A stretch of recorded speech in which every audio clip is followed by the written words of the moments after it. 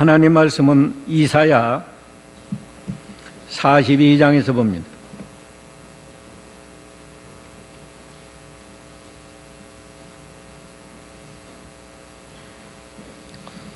이사야 42장 1절로 9절까지.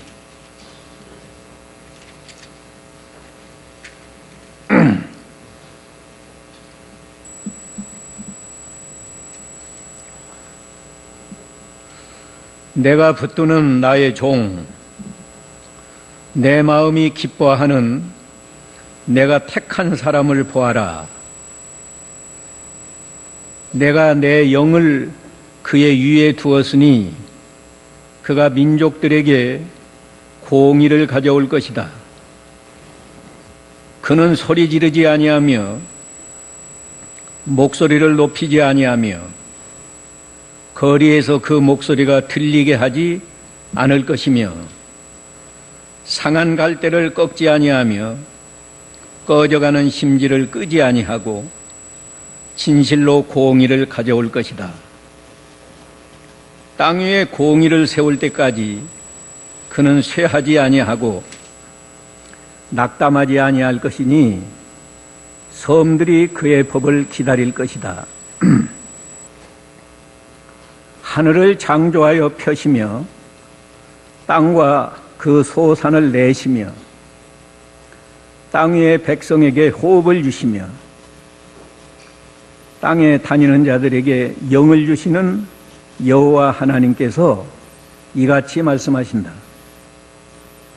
나 여호와가 의로 너를 불렀고 내가 네 손을 잡아 너를 지킬 것이며 너를 백성의 언약과 민족들의 빛으로 줄 것이니 네가 보지 못하는 사람의 눈을 뜨게 하며 갇힌 사람을 토굴에서 어둠 속에 거하는 사람들을 감옥에서 이끌어낼 것이다.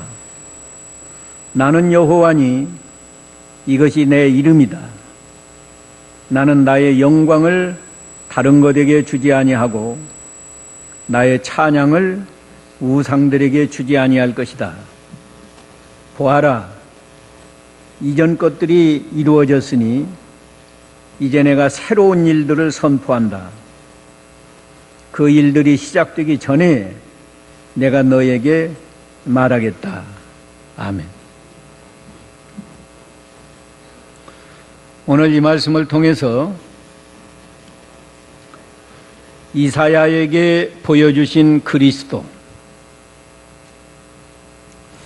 하나님께서 이사야에게 장차 오실 그리스도가 어떤 분인지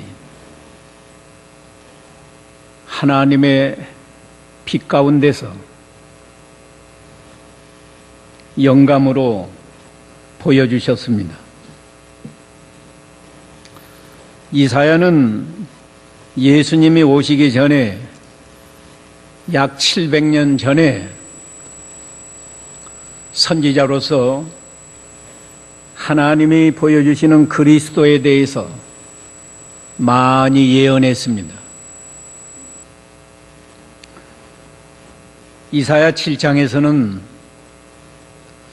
그리스도는 처녀가 잉태해서 태어나게 된다. 이사야 9장 6절에서는 그리스도는 평강의 왕으로 오신다. 이사야 11장 1절에서는 이새의 뿌리, 곧 다윗의 자손으로 오신다.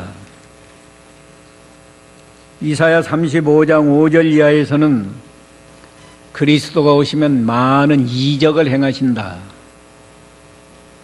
이렇게 그리스도에 대해서 많이 깨닫고 예언했는데 오늘 이 42장에서도 예수님이 오시기도 전에 700년 전에 이사야에게 장차 오실 그리스도를 잘 보여주셨습니다. 오늘 그리스도는 하나님이 택하신 사람이다. 첫째가 그거고, 두 번째는 그리스도가 오셔서 하실 일, 그리스도의 사역에 대해서 말씀드리고, 세 번째로 그리스도는 그러면 어떻게 그 사역을 감당하시는가, 어떤 자세로, 그런 순서로 말씀을 드리겠습니다. 여기 1절에 보면 내가 붙드는 나의 종, 내 마음이 기뻐하는 내가 택한 사람을 보아라. 여기 내가 라고 하는 1인칭은 하나님을 지칭한 겁니다. 하나님께서 택한 사람, 내가 택한 사람을 보아라 그랬는데, 이 내가 택한 사람은 그리스도를 말한 겁니다. 하나님이 이사야에게 그리스도를 보여주시고, 오늘날 우리에게는 이 성경 말씀을 통해서 또 보여주십니다. 우리는 이미 오신 그리스도를 믿지요. 그것도 2000년 전에 오신 그리스도. 그리스도는 본래 성부, 성자, 성령 삼위일체 하나님의 성자 하나님이셨습니다. 성자 하나님이 동정녀 탄생을 통해서 죄 없는 사람으로 이 세상에 오셨어요. 그것은 우연이 아니고 하나님께서 택하신, 그리스도로 택하셨단 말이에요. 그리스도라는 말은 구세주라는 말이고, 죄인을 구원하시는 구세주로 하나님이 창세 전에 택하신 겁니다. 그리스도는 어떤 분인가? 여 1절에 보면 내가 붙드는 나의 종, 하나님의 종으로 오십니다. 오셨습니다. 이사야에게는 하나님의 종으로 오실 것을 보여주셨고, 오늘날 우리에게는 이미 하나님의 종으로 오신 그리스도를 믿고 있습니다.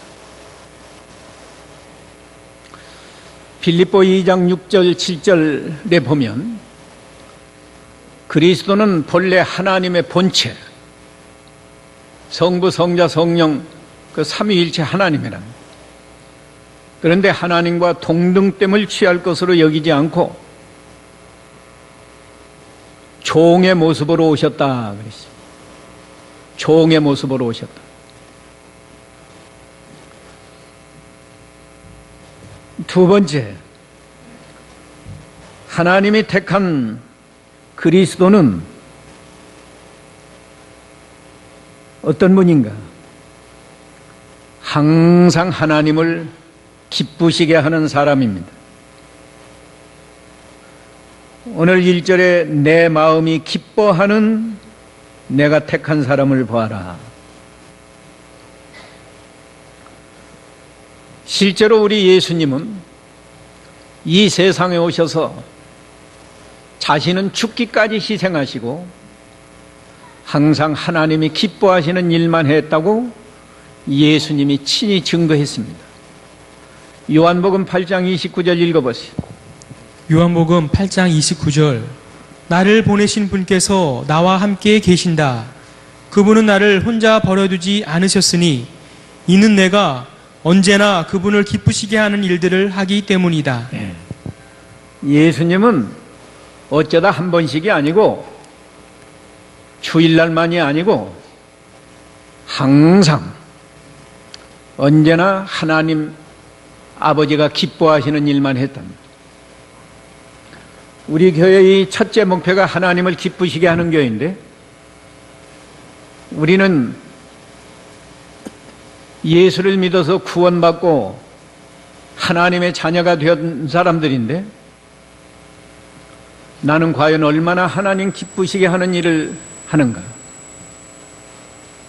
안타까운 것은 자기를 기쁘게 하는 일은 10가지 하면 하나님 기쁘시게 하는 일은 한두 가지나 할까?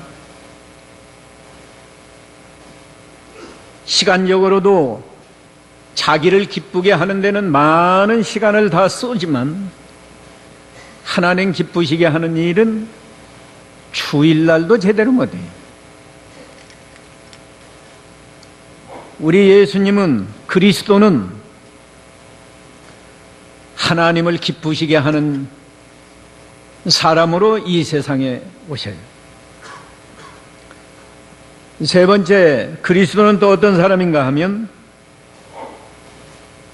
성령이 충만한 사람으로서 하나님의 종노릇을 바로 하고 하나님의 기뻐하시는 일을 다 이루었습니다. 오늘 1절에 보면 내가 내 영을 하나님의 성령을 그의 위에 두었으니, 그래, 그 말이에요.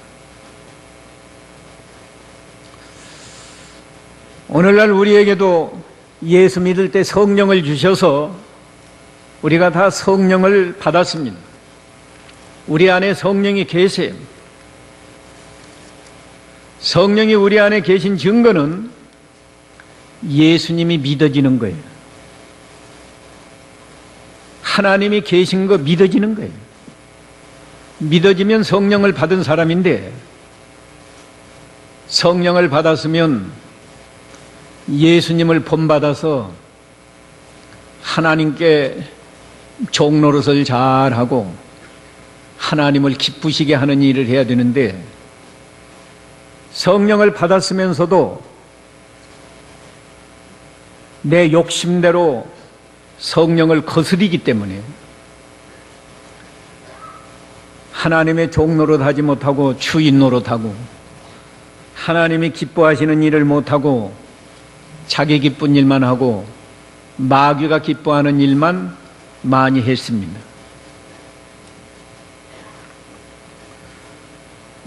이제 두 번째로 그리스도가 오셔서 하실 일, 그리스도의 사역을 이사야에게 잘 보여주었어요. 우리도 이 성경 말씀을 통해서 이미 그리스도가 하신 일, 우리에게는 하신 일이에요. 잘 깨달아야 되겠는데, 그리스도가 하시는 일은 첫째가 뭔가 하면 1절 마지막에 보면 그가 민족들에게 공의를 가져올 것이다. 공의를 가져오는 일을 하십니다. 3절, 바른 성경 3절 마지막에도 보면 진실로 공의를 가져올 것이다. 개역성경은 진리로 공의를 베푸실 것이다 그랬죠. 같은 말이요. 4절 첫번에도 땅 위에 공의를 세울 때까지, 이 공의 세운다는 말이 3번이나 거듭됩니다. 우리 예수님이 이 세상에 오셔서 공의를 세우셨습니다. 공의는 옳은 건데, 예수님 자신이 하나님의 뜻을 온전히 순종하심으로 공의를 다 이루시고, 그뿐 아니라 예수님은 속죄양으로 죽으셔서 우리 죄인들의 죄를 대속해 주심으로 공의를 세워놨어요. 누구든지 예수님의 이 구속을 믿으면 믿는 그 즉시 모든 더러운 죄를 다 용서받아서 너는 의인이다 인정해 주는 것이 이 공의를 세우는 겁니다. 이 기독교 교리의 초보, 가장 핵심이 믿음으로 의롭다 함을 얻는 거예요.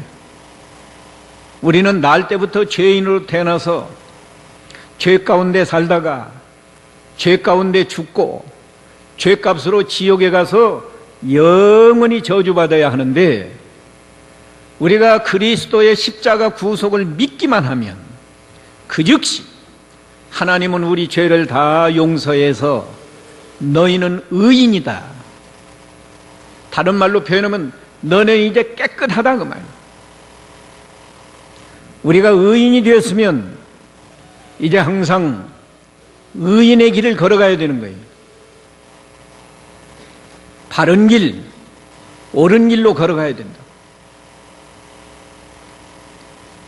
그런데 예수를 믿고 나서도 여전히 불의한 길을 걸어간다고 하면 하나님의 구원과는 반대요.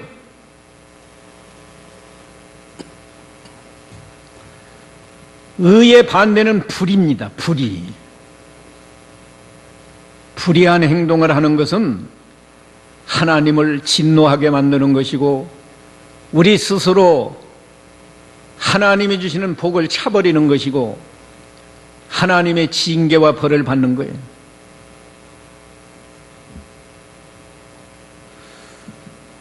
예수님이 오셔서 하는 일은 이 세상에 공의를 세우는 것이다. 공의. 우리가 교리적으로만 나는 믿음으로 의롭다함을 얻었다 하지 말고, 의롭다함을 받았으면 의인이니까 항상 의인의 길을 걸어가야 된다고요. 근데 예수 믿고 나서도 불의한 행동을 하고 불의한 말을 하면 그건 구원받은 성도라고 말할 수 없는 거예요. 말만이 그러는 게 아니고 예수를 믿어도 하나님의 징계와 벌을 피하지 못해요. 두 번째로 그리스도가 오셔서 하시는 일은 뭔가 하면 하나님의 언약을 이루는 것입니다. 언약을 이루는 거예요. 6절 다시 읽어보세요. 나 여호와가 공의로 너를 불렀고 내가 내 손을 잡아 너를 지킬 것이며 너를 백성의 언약과 민족들의 빛으로 줄 것이니. 거기 보면 나 여호와가 공의로 너를 불렀고 그 다음에 내가 내 손을 잡아 너를 지키면서 너를 백성의 언약으로 준다. 이 말은 너는 언약을 이루는 그리스도다 그 말이야. 이 언약이란 말이 구약이 다 하나님의 언약이요. 옛날 언약, 신약 성경은 새로 준 언약. 언약의 핵심은 특별히 이스라엘 백성에게는 아브라함과 이삭과 야곱을 통해서 세 가지 언약을 줬어요. 우리가 잘 알잖아요. 창세기 17장 4절에서 8절까지 보면 아브라함에게 주신 그 언약이 세 가지 나오는데, 아브라함에게 네 자손이 하늘의 별과 같이 많아진다. 그것은 육신의 자손이 아니고 아브라함의 자손 가운데 그리스도가 오시고 그리스도를 믿는 사람은 다 아브라함의 자손이다. 그 자손이 하늘의 별과 같이 많아진다. 그 내용은 그리스도를 믿는 사람이 아브라함의 자손이라는 말은 갈라디아 3장 29절에 있는데요. 시간이 없으니까 제가 직접 읽지는 않습니다만, 또 하나 언약은 아브라함과 이삭과 야곱에게 가나안 땅을 너와 네 자손에게 준다. 그 가나안 땅은 천국을 상징하는 거예요. 또 하나님께서 너와 네 자손을 하나님의 백성으로 삼아주시고, 하나님은 너와 네 자손의 하나님이 되어준다 약속했다.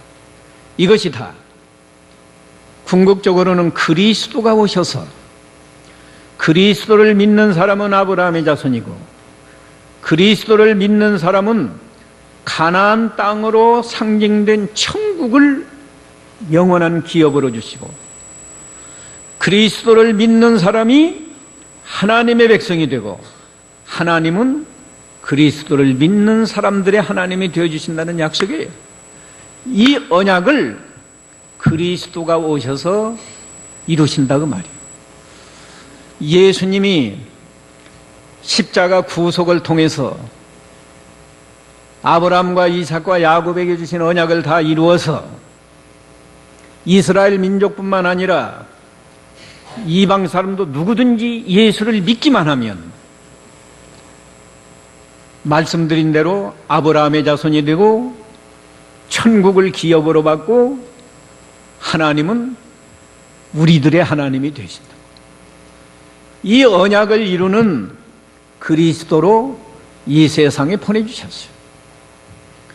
우리가 그리스도가 아니면 어떻게 구약시대에 이스라엘 민족이 섬기던 여호와 하나님을 알지도 못해요. 우리가 어떻게 천국의 백성이 돼요? 이런 언약을 그리스도가 와서 이루실 것을 이사야에게는 700년 전에 보여주셨고 오늘날 우리에게는 2000년 전에 다 이미 이루어진 일이란 말이에요. 현재도 이루어지고 있는 하나님의 언약이에요. 세 번째로 그리스도가 오셔서 이루실 일이 뭔가? 그건 민족들의 빛이 되시는 겁니다. 6절 마지막에 민족들의 빛으로 줄 것이다. 빛. 이 빛은 이 자연계의 빛이 아닙니다. 우리 심령에 비치는 영적 빛이고 하나님의 빛이요. 예수님의 빛 가운데 있으면 보이지 않는 하나님을 본 것처럼 확실하게 믿는 것입니다. 빌립 사도가 말이에요. 예수님이 늘 아버지께서 나를 보내셨다. 아버지가 나와 함께 하신다. 아버지가 나를 사랑하신다 하니까 아버지 좀 한번 보여주세요 그랬어요. 요한복음 14장 9절 읽어보세요.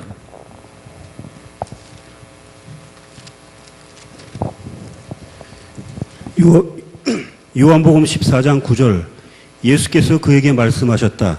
빌립아, 내가 이렇게 오랫동안 너희와 함께 있었는데 너는 나를 알지 못하느냐? 나를 본 자는 아버지도 보았는데 어찌하여 너는 말하기를 저희에게 아버지를 보여주소서라고 하느냐? 예. 8절에 보면은 빌립의 아버지 보여달라는 말이 있죠? 8절 한번 읽어보세요. 8절 빌립이 예수께 말하기를 주님 저희에게 아버지를 보여주소서. 예. 하나님을 보여달라고 한다. 예수님이 나를 본 자는 아버지를 보았는데 무엇도 아버지를 보여달라고 한다. 예수님을 통해서 아버지를 보여주었고 예수님의 빛 가운데서 하나님 아버지를 보여줬다고. 어떤 아버지를 보여주세요? 우리가 예수님을 통해서 하나님을 다 봅니다. 예수님은 첫째가 사랑하시는 하나님을 보여줬어요. 예수님이 사랑해서 문둥병자도 고쳐주고 소경의 눈도 뜨게 해주고 38년 된 병자도 고쳐주고 또 예수님을 통해서 하나님은 전능하신 하나님을 다 보여주지 않았어요? 예수님이 말씀만 하면 말씀대로 다 이루어진다고. 또 예수님은 무슨 빛을 비춰줘요? 생명의 빛을 비춰줘요. 요한복음 8장 12절에는 예수님이 나는 생명의 빛이다 생명의 빛. 이 생명은 영생하는 생명을 말한 거예요. 생명의 빛을 보여주기 위해서 예수님이 죽은 사람을 3번이나 살리지 않았어요? 나사로를 살릴 때는 죽어서 나흘 돼서 냄새가 나는 나사로를 향해서 나사로야 나오너라 하니까 살아서 나왔어요. 사람들이 다 죽는 걸 두려워하고 영생을 소망하는데 예수를 믿으면 영생을 얻는구나. 영생을 얻으면 우리가 죽어도 지옥 가지 않고 천국 가고 마지막에는 부활을 해서 영원히 사는 이 생명을 얻게 하는 생명의 빛을 우리에게 비춰준다. 그 빛이요. 지금 세상 사람들은 육신의 생명을 어떻게 하면 좀 더 건강하게 오래 살까 하고 얼마나 연구를 하고 하지만은 그전보다 수명이 좀 길어진 건 사실이지만 아무리 연구하고 노력해도 100살 넘기기 어려울 거리요. 과학이 더 발달해서 산다고 해도 요새 오래 사니까 오래 사는 것이 도리어 재앙이 되어가지고 치매 환자가 많아서 치매 걸리면 차라리 그냥 세상 떠난 것만 또 못해요. 그러나 예수님은 우리에게 영원히 사는 영생의 빛을 확실하게 비춰주지 않았어요. 예수님이 죽은 자 가운데서 사흘 만에 부활해서 하늘나라로 올라갔으니까 얼마나 확실하게 보여줬습니다.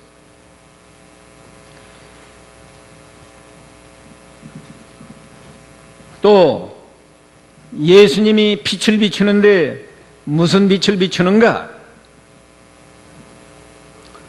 선한 행실을 하도록 빛을 비춰줘요.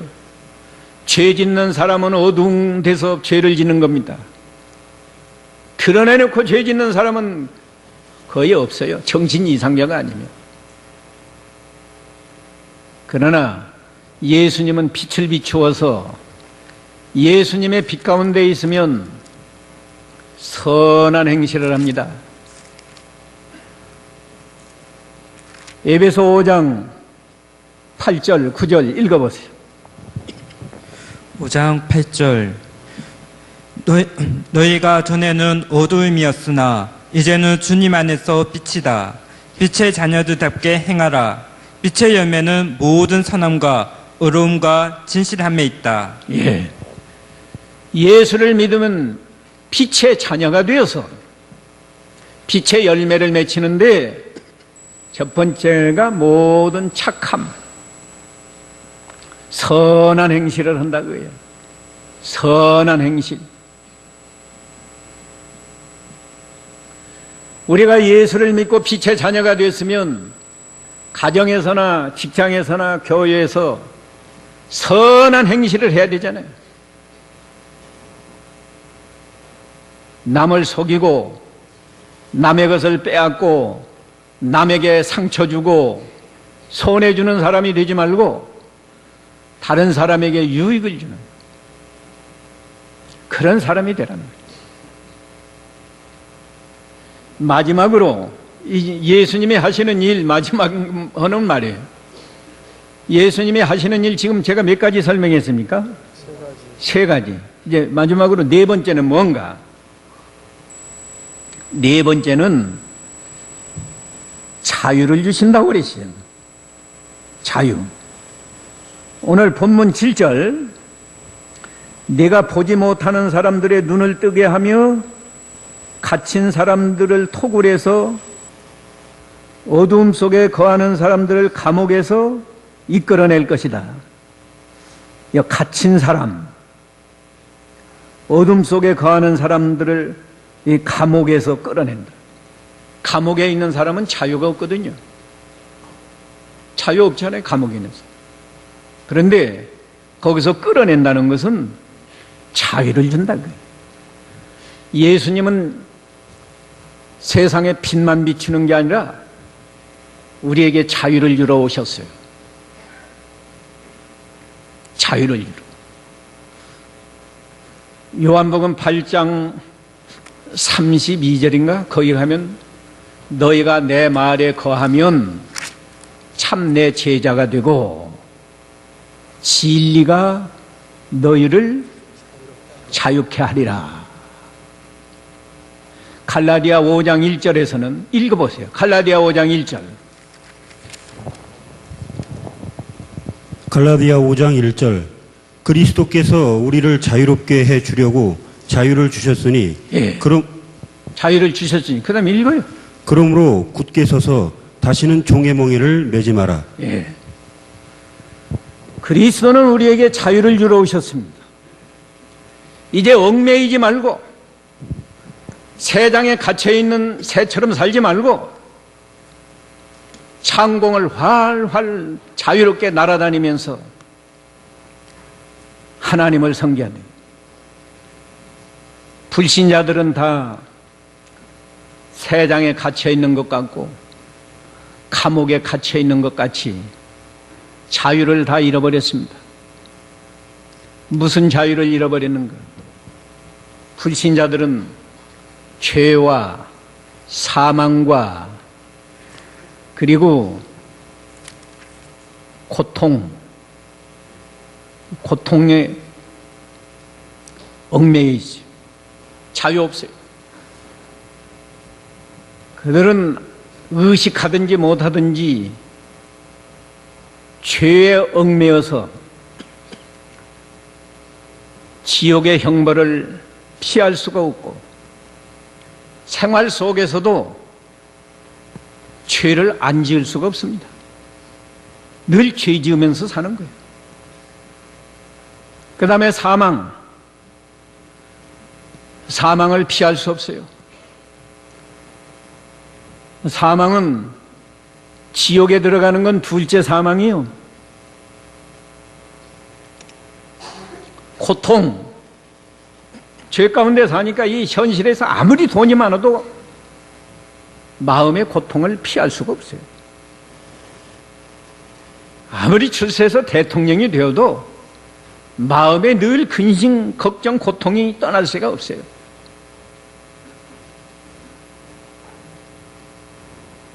그러나 우리가 예수를 믿으면 믿는 그 순간에 죄 사함 받아서 죄에서 해방된 거예요. 자유. 마귀가 우리를 아무리 지옥으로 끌고 가려고 해도 우리는 해방되셔요. 지옥 가지 않아요. 현실에서도 마귀는 우리를 자꾸 꿰어서 죄를 짓도록 유혹하지만 우리는 자유예요. 나는 하나님의 자녀다. 나는 빛의 자녀다. 내가 하나님의 빛 가운데 있는데 왜 그 어두운 일을 내가 하겠느냐? 죄 짓는 데서 자유. 고통에서도 자유. 예. 죄 가운데 있는 사람은 죄는 바로 고통이에요. 고통이고 사망이에요. 우린 죄 사함 받았으니까. 그래서 우리 예수 믿는 사람은 항상 근심하라가 아니라 모든 근심은 주께 맡기고 항상 슬퍼하라가 아니라 항상 기뻐하라. 우리 힘으로는 항상 기뻐하는 것이 불가능하지만 그렇기 때문에 어디서 항상 기뻐하라? 알기는 다 알아요. 지식적으로 알기는 안다고. 주 안에서 항상 기뻐하라. 이런 자유를 줬어요.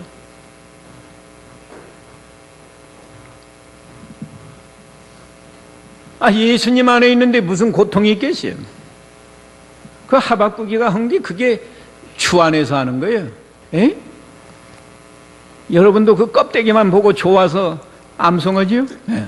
무화과 나무가 우성치 못하고 포도나무에 열매가 없고 감람나무에 소출이 없고 밭에 식물이 없고 우리의 양이 없고 외양간에 소가 없을지라도 나는 누구로 인하여 즐거워하고 여호와로 인하여 즐거워하고 구원의 하나님으로 인해서 기뻐한다. 그런 고통에서 해방된 기쁨의 세계에서 살라는 거예요. 예수를 몇십 년씩 믿으면서도 늘 근심 걱정이 떠나지 않고 속상하고 죽고 싶고, 이건 신앙의 세계에서 멀리 떠난 거예요. 멀리 떠난 겁니다. 고통스럽거든 예수님 안에 들어가면 모든 것이 해결이 돼. 근데 왜 예수님 안에 들어가기가 그렇게 힘든가? 죄를 가지고 예수님 안에 들어가려니까 예수님이 못 들어오게 하는 거예요. 죄를 회개하고 주여 하고 주님을 찾으면 주님이 언제나 마음을 열어주시고, 아까 성경 시간에 필라델피아 교회는 열린 문을 주었다고 설교하더만 하늘 문을 열어주시고 예수님이 열어서 다 오너라. 탕자의 아버지가 탕자가 올 때 가슴을 열어서 오너라 하고 영접해주고 입을 맞추지 않았습니까? 죄는 회개하지 아니하고 복 받기만 원하니까 복을 줘요?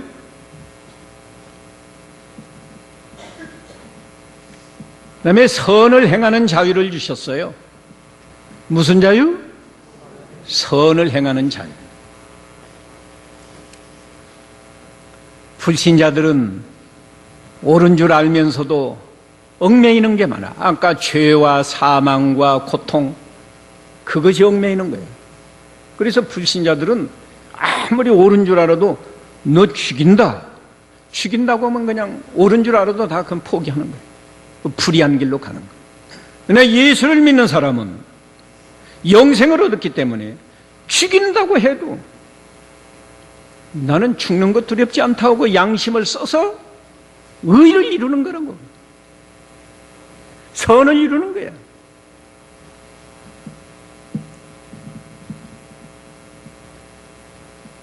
그래서 마태오 5장 16절에는 너희는 세상의 빛이요 소금이다. 선한 행실을 비추어서 세상 사람들이 너희를 보고 하나님께 영광을 돌리게 하라, 그런 거예요. 자유. 이 자유를 누리세요. 무엇 때문에 세상에 딱 갇혀가지고 그렇게 사냐. 이제는 죄에서 해방, 사망에서 해방, 고통에서 해방, 그리고 선을 죄 짓는 데서 해방이 되어서 선을 행하는 사람이 되랍니다. 그런 자유를 우리에게 주었습니다. 이러한 네 가지 구원 사역을 이루시기 위해서 그리스도는 어떠한 자세로 어떻게 행하셨는가? 오늘 본문의 2절에 보면 예수님은 온유하고 겸손한 자세로 그리스도의 사역을 감당했습니다. 2절 읽어보세요. 본문 2절. 그는 소리 지르지 아니하며 목소리를 높이지 아니하며 거리에서 그 목소리가 들리게 하지 않을 것이며. 예. 요새 세상 사람은 뭐 조그마한 것 하나 있으면 자기 공로 내세우고 내가 이렇게 했다, 내가 한 것이다, 이런 세상입니다. PR 시대가 되어서 자꾸 거짓말로라도 선전을 해야 상품이 잘 팔리는 시대가 되었지만, 우리 예수님은 이렇게 위대한 일을 하시면서도 소리 지르지 아니하고 자기 목소리가 많은 사람에게 들리도록 그렇게 소리 지르거나 목소리를 높이지 아니하고 온유하고 겸손한 태도로 했다. 심지어 예수님을 배반하고 잡아 죽이는 무리들 앞에서도 그걸 변명하느라고 큰 소리 치지 않고 화내지 않고 온유하고 겸손한 태도를 유지했습니다. 우리들도 예수님의 겸손과 온유를 배우라고 예수님이 직접 말씀했어요. 나는 마음이 온유하고 겸손하니 내 멍에를 메고 내게 배우라. 예수님이 말씀하시지 않았습니까? 두 번째로 예수님이 하시는 태도는 뭔가? 사랑과 긍휼로 행하셨습니다. 오늘 본문 3절 읽어보세요. 상한 각대를 꺾지 아니하며 꺼져가는 심지를 끄지 아니하고 진실로 정의를 베풀 것이다. 예. 상한 갈대를 꺾지 않는다. 이 상한 갈대는 불신자들, 예수 믿지 않는 사람들, 우리가 예수 믿기 전에는 상한 갈대와 같아서 무슨 쓸모가 있습니까? 하나님 앞에나 사람 앞에 쓸모없는 사람들이었는데 이런 사람을 버리지 않고 구원해 주셨어요. 그게 하나님의 사랑과 긍휼이에요. 또 꺼져가는 심지를 끄지 아니했다는 것은 소망이 없는 인생을 말한 겁니다. 희미하게 불이 켜졌는데 이제 꺼져간다 그거예요. 꺼지면 끝이요. 그런데 이 소망 없는 인생, 예수님은 그런 인생도 버리지 않고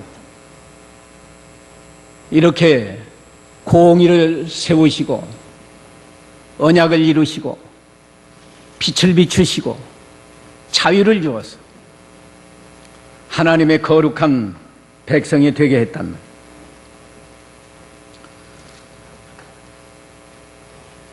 이렇게 구원해 주시는 궁극적인 목적은요, 오늘 본문 8절에 있는데 8절도 읽어보세요. 8절 나는 여호와니 이것이 내 이름이다. 나는 나의 영광을 다른 것에 주지 아니하고 나의 찬양을 우상들에게 주지 아니할 것이다. 예. 하나님이 우리를 구원해 주시는 목적은 하나님께 영광 돌리라고 우리를 구원해 주신 거예요. 그런데 오늘날 기독교인들은 구원받은 것을 오로지 자기를 위해서만 하나님이 나를 사랑해서 나에게 복을 주려고 나를 구원해 줬다, 이렇게 생각하고 하나님께는 영광을 돌리지 않습니다. 그러나 예수님이 이렇게 이 세상에 오셔서 구원 역사를 이루시고 하나님이 그리스도를 보내서 우리를 구원해 주신 목적은 구원받은 성도가 하나님께 영광 돌리라는 거예요. 하나님께 영광 돌리라고 구원해 주신 겁니다. 이제 시간이 돼서 마지막으로 이사야에게는 참 아직 그리스도가 오시기 전에 700년 전에 이 예언을 보여주시면서 9절에 이렇게 말합니다. 보아라, 이전 것들이 이루어졌으니 이제 내가 새로운 일들을 선포한다. 그 일이 시작되기 전에 내가 너에게 말했다. 이전 것이 이루어졌다는 말은 하나님이 아브라함과 이삭과 야곱에게 약속한 거 이루시느라고 이스라엘 백성을 애굽에서 구원해서 가나안 땅으로 인도해 줬다고요. 새로운 일을 선포하는 것은 그리스도를 보내서 이스라엘 백성만이 아니고 이방 민족까지 구원해서 가나안 땅이 아니고 천국을 영원한 기업으로 주신다. 지금 말한 이 놀라운 복, 어두운 가운데 있는 사람들, 소경 같은 사람들에게 하나님이 빛을 비추어주고 자유를 주고 아브라함에게 약속한 그 언약을 그리스도를 통해서 이루어주고 죄인들을 불러서 의를 이루게 해주시고 이런 복을 주시는데 하나님의 말씀이기 때문에 반드시 이것이 이루어진다. 이런 뜻으로 구절을 말씀한 겁니다. 오늘 중요한 것은 다른 말씀 다 기억해야 되겠지만 겨우 이거 아까 1시간도 못 돼요.